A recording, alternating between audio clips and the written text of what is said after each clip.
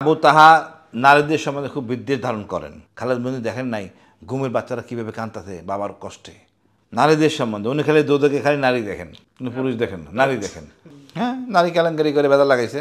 মা কীভাবে কাঁদে বাচ্চার জন্য খালেদ মহিউদ্দিন দেখেন নাই, বিদেশে ছিলেন, সুতরাং উনি বুঝবেন না রক্তের কষ্টটা কী। উনি এসে বলছেন আবেগের ঠেলায়। হাসিনার কী সাক্ষাৎকার দেবে, কি করে নাই। এখন আমরা বলতেছে আমি নাকি কালকে একটা ইউটিউবে সব বানাইছে আমার নামে যে আমি নাকি পাকিস্তানের লুকাইছিলাম, গুম ছিলাম না। এটাই হলো হাসিনার ন্যারেটিভ, মোহাম্মদ আরাফাতের ন্যারেটিভ।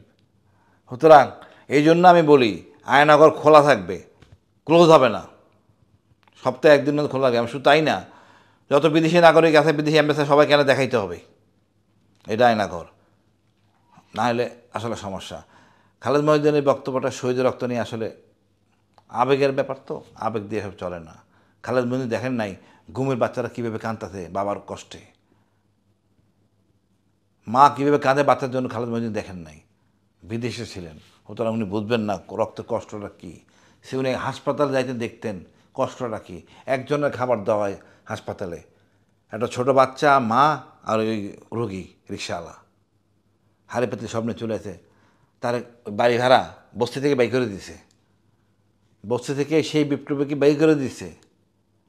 হাসপাতালে আছে, ওই বউটা পায়ের কাছে বসে আছে, বাচ্চাটা নিচে খেলতেছে। এরা আমাদের যোদ্ধা, এদেরকে সম্মান করতে পারি নাই, লজ্জা। খাবার অল্পটুক ভিক্ষে যাচ্ছে আমার কাছে, বেগিরে হাসান নাসিরের কাছে। এখান থেকে কাটছে, শুকায় নাই, ওষুধও ঠিক মতো দেয় নাই। আমরা এদেরকে বানাইছি আমাদের বিপ্লবের ফসল। রাইট কাজটা হয় নাই, ভুল হয়ে গেছে আমাদের। এরাই তো আমাদের সুশীল, এরাই সুশীল, এরাই আমাদের সুশীল, এরাই হলো গিয়ে আপনার বড় বড় পত্রিকা সাংবাদিক, এরাই আমার দেশের আতঙ্ক। আতঙ্ক আমি ভয় করি না, এখন জনগণ সাহসী, বাঙালিরা সাহসী হয়ে গেছে। দেখেন, র নিয়ে ভয় পাওয়ার কিচ্ছু নাই। সাংবাদিক সত্য কথা বলবে, বলা উচিত, জনগণকে জাগ্রত রাখবে যেন আমাদের সার্বভৌমত্ব ছিনায় না নেয়। অনেক কথা বলে আমাদের দেশের সার্বভৌমত্ব হুমকি, কিসের হুমকি? একবার বলে সেনাপ্রধান কোনো এক জায়গায় আমি সার্বভৌমত্ব হুমকি কী কিছু বলছিল কোনো সেনাবাহিনী, কোনো সার্বভৌমত্ব হুমকির কোনো কিছু নাই। আমরা স্বয়ংসম্পূর্ণ, আমাদের বিডিআর এবং বিডিআর পাশে যারা জওয়ানরা আছে, সীমান্ত লোকজন আছে, স্বয়ংসম্পূর্ণ, ভয় পাওয়ার কিছু নাই।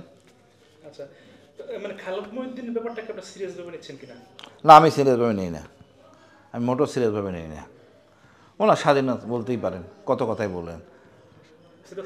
প্রশ্ন করে যে যখন এই যে গত 16 বছর তো তিনি একবার বলেন না যে খালেদা জিয়া বা তারেক রহমানের ইন্টারভিউ নিবে, কিন্তু শেখ হাসিনার ইন্টারভিউ নিয়ে এই দেখেন, আপনার কষ্ট আমার কষ্ট, খালেদার কষ্ট, একজনের কষ্ট এক রকম।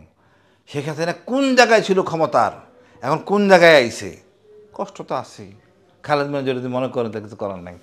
আচ্ছা, ঘুমের বিষয়ে আমি একজন মাওলানার কথা আপনার কাছে বলতে চাই, জানতে চাই আপনার কাছে যে আবু আদনান তোহা, ওনার বিষয়ে একটু যদি বলতেন। উনি তো ঘুমিয়েছিলেন, উনি ঘুম ছিলেন, উনি ডিজেফেতে ছিলেন। পরে ওই ফেস দ্য পিপুল মনে হয় এটাকে বাটিন করে, তখন ওই বগুড়ায় এক ভদ্রমহিলাকে দিয়ে বলানো হয় যে আপনি এটা বলবেন যে উনি আপনার বাসায় ছিল। আসলে নোংরামি, সত্য কখনো লুকানো যায় না, সত্য প্রকাশ হবে।